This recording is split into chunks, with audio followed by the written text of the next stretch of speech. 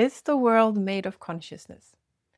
Well, that's really a sub-question to the broader question of what is reality?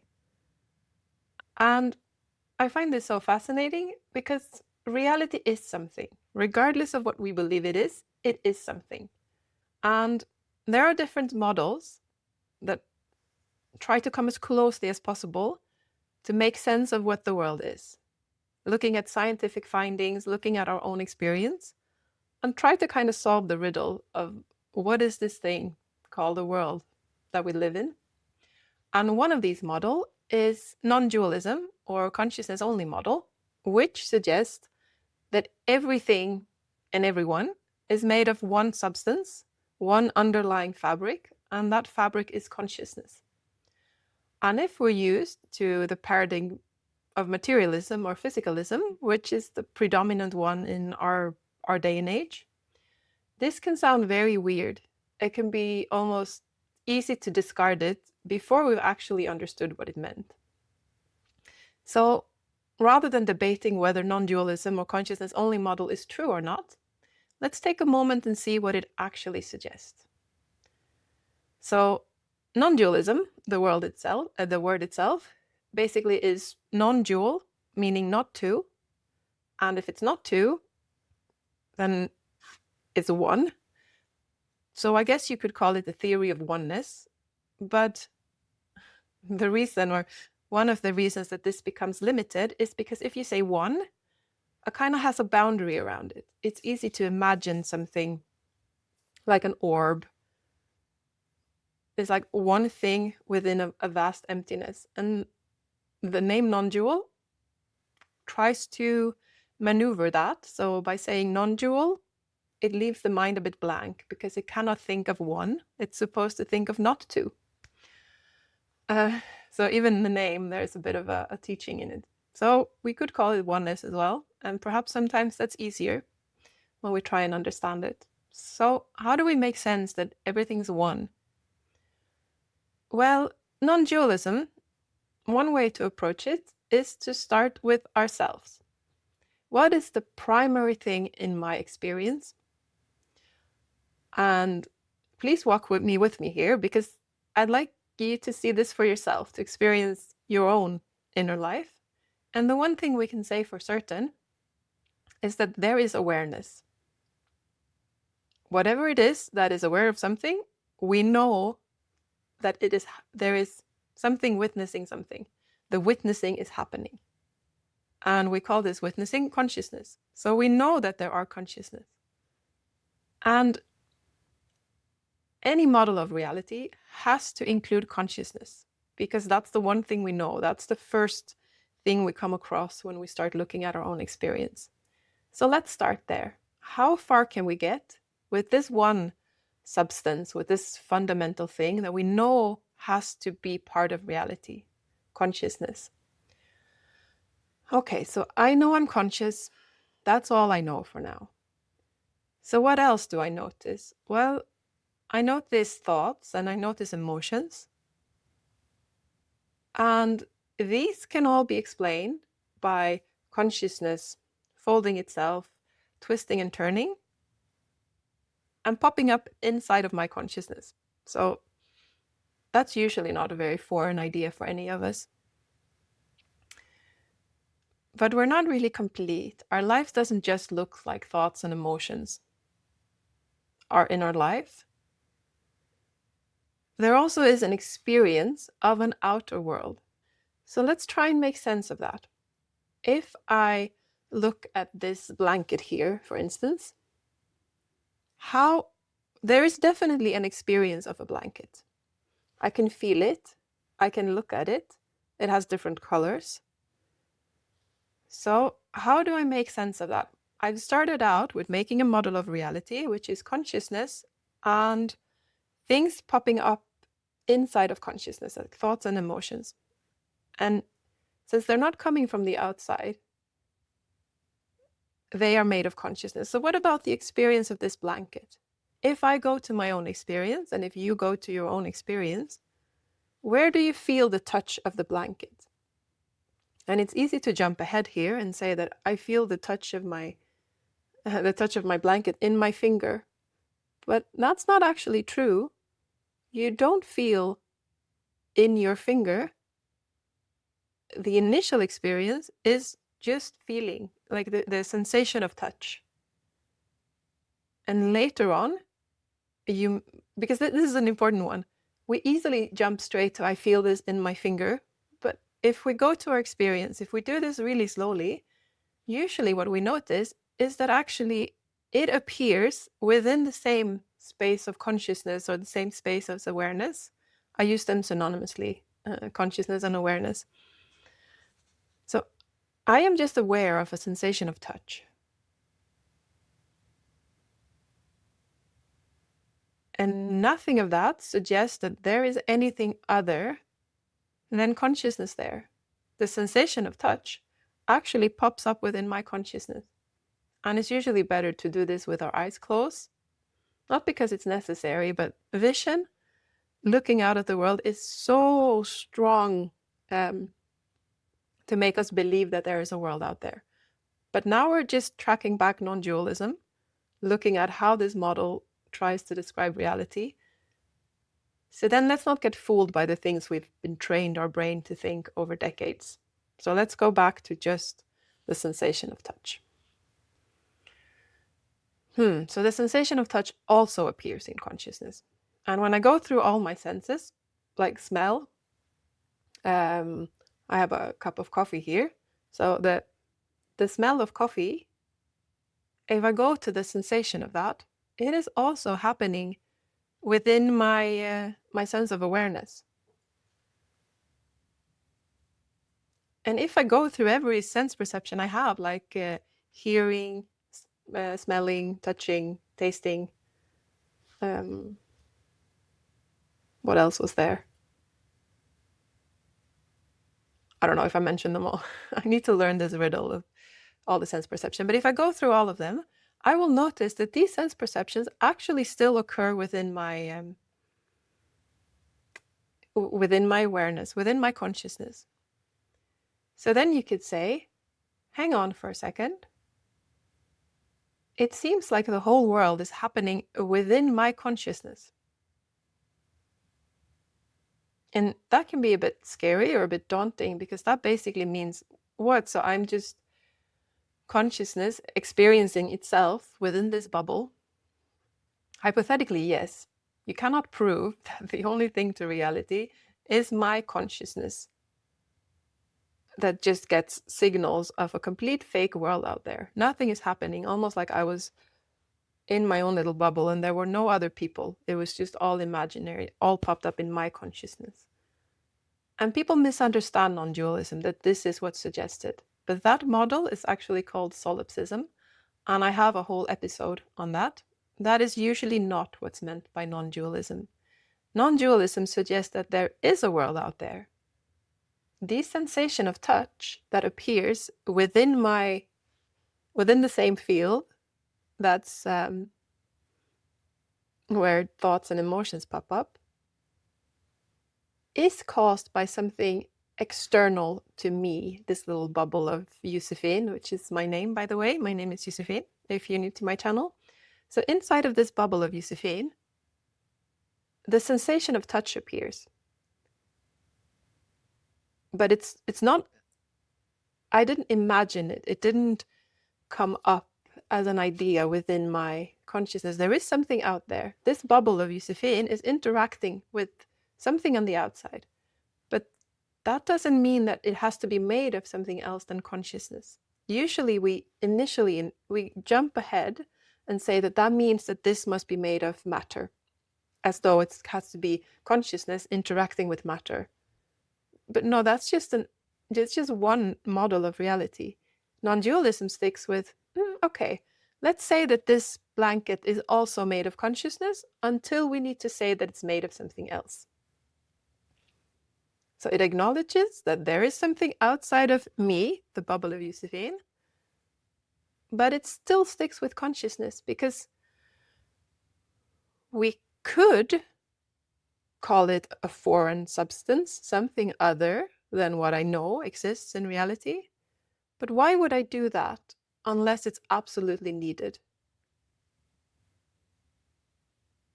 Why would I invent another material when I've never been in contact with another material? Everything that's come up so far has been consciousness. I could make up that there's another material, but then I could also make up that there's a second material and a third material and 1,000 materials. And sure, I can do that, but every time I add a new material that isn't consciousness, so something else such as matter, I create a huge question there, which is, how does consciousness and this foreign matter,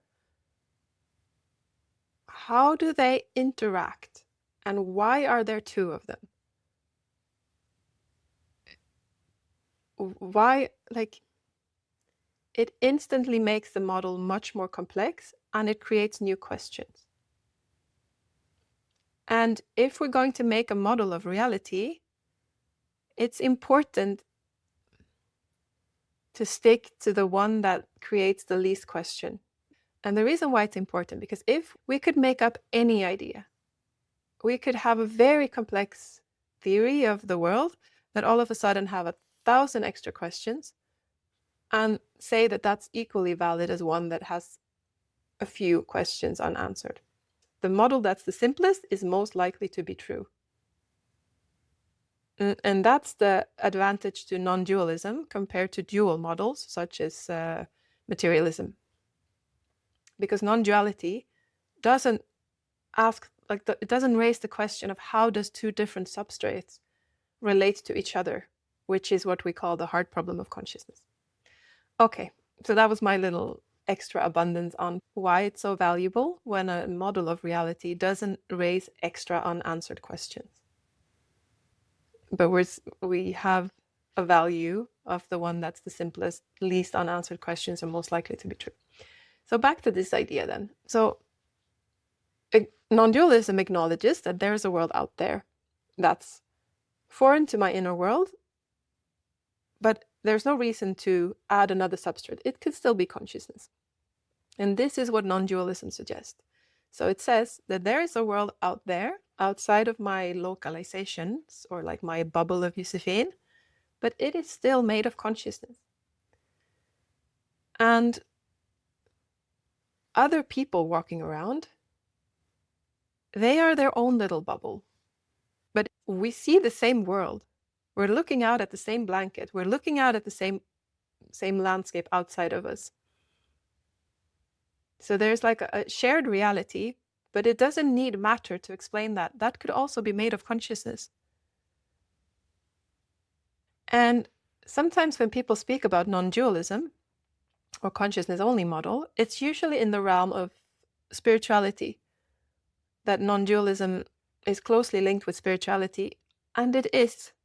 All metaphysical models, all models of reality, is deeply spiritual in the sense that they affect how I understand myself.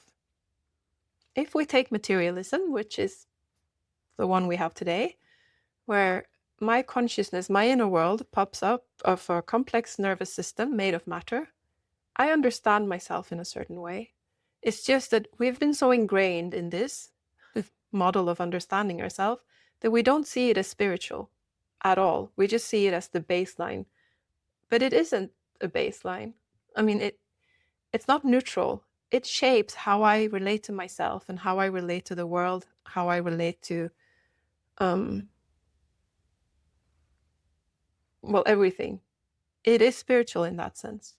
The reason why non-dualism feels much more spiritual is because it challenges the status quo. So if I am made of consciousness primarily, and that everything else pops out of consciousness, the world pops out of consciousness, my body pops out of consciousness, I will understand myself different. All of a sudden it becomes a spiritual journey because I have to question the beliefs about myself, which is spiritual. I have to reshape the way I think about myself, the way I think about life, and the way I think about death. That's why non-dualism feels more spiritual than materialism. But it really isn't. Both of them shape how we understand ourselves, how we understand happiness, how we understand love. It's just that since materialism was there first, it got to set the baseline. It got to set where we start, and it doesn't get branded as spiritual. But it's just as spiritual as non-dualism.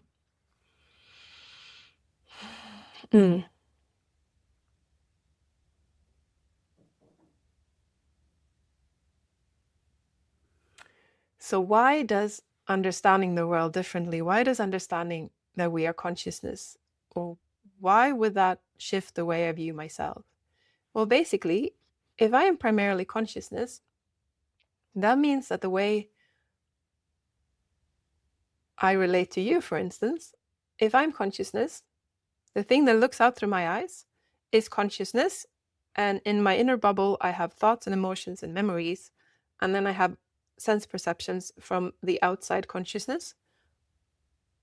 And if there's only one consciousness, that means that you're likely to have the same. The consciousness that looks out through your eyes is the same consciousness that looks out through my eyes. That will radically change how I relate to you. So my model of reality has implications for how I move in the world.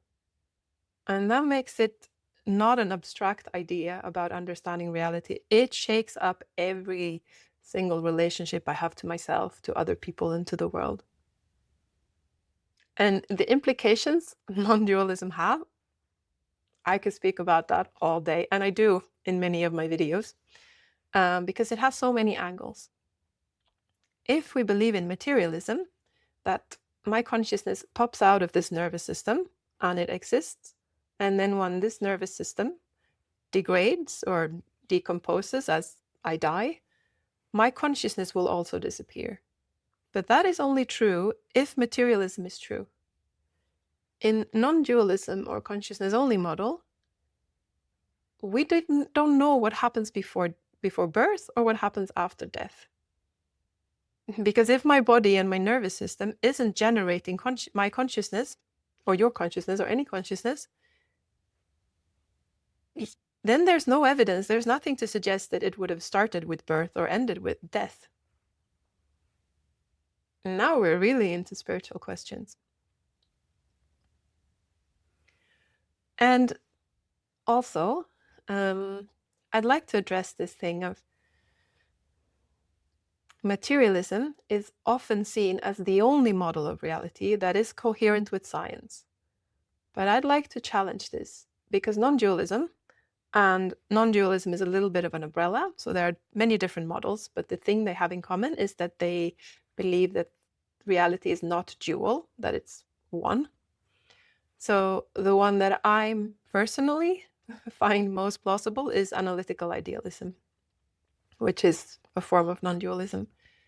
And where was I?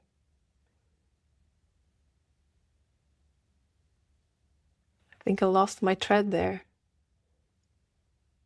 About life and death. And consciousness pops up. I might have to do an extra little pop in to close that circle. Oh yeah, it was science. Thank you for that. So analytical idealism is actually also coherent with what science teaches. Materialism and science is not the same. Materialism is a metaphysical model. Non-dualism is a metaphysical model, a model of reality, and science is a method. Science is answering the question, how does the world behave? It's answering the how question. It can be applied regardless of what metaphysical model you have. It's just that the metaphysical models, and materialism and non-dualism, they have to be able to explain what science sees. So if science sees that when I take an object and I drop it, it falls to the ground. Both models have to take that into account. It has to be able to include that behavior that we saw in science. Otherwise, we cannot really take them seriously.